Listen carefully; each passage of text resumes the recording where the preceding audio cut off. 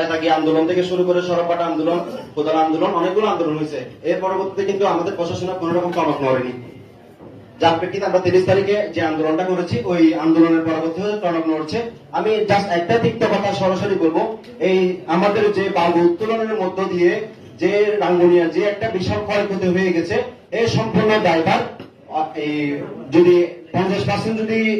যারা বালু উত্তোলনের সাথে জড়িত তারা হয়, বাকি 50% সরাসরি প্রশাসনের হাতে দায়ভার নিতে হবে। কেননা হচ্ছে আমাদের প্রশাসন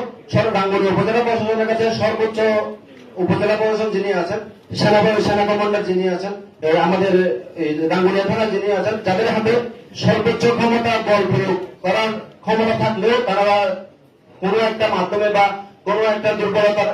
বিষয়ে হয়তো ওনারা এই ক্ষমতা প্রয়োগ করতে পারেনি। আমি আরেকটা বিষয় সরাসরি বলতে চাই, আমরা যখন প্রশাসনের সাথে বৈঠকে বসি, আমি উপজেলা প্রশাসনের সাথে যখন আমরা বৈঠকে বসি, ওনারা আমাদেরকে জানা হচ্ছে ওনাদের কাছে এই পর্যাপ্ত টহল ব্যবস্থা এবং পর্যাপ্ত নিরাপত্তা ব্যবস্থা দেওয়ার মতো ওনাদের কাছে ইকুইপমেন্ট বা ওনাদের কাছে ব্যবস্থা নেই। তা আমার প্রশ্ন যে আমরা জানি যে ওনারা যারা অবৈধ কার্যক্রম চালাচ্ছে তারা অবৈধ, আমরা প্রশাসন বৈধ, তাহলে আমরা প্রশাসন বৈধ থাকার পরও কিভাবে আমরা অবৈধতার বিরুদ্ধে কোন রকম ব্যবস্থা গ্রহণ করতে পারিনি, এই একটি প্রশ্ন। আমি যে প্রশাসনের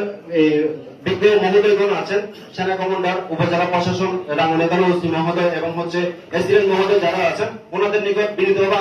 অনুরোধ করবো আপনারা এই বিষয়টা আমাকে আমাদের সর্বমহলের উপর আপনারা উত্তরটা প্রদান করবেন যে কি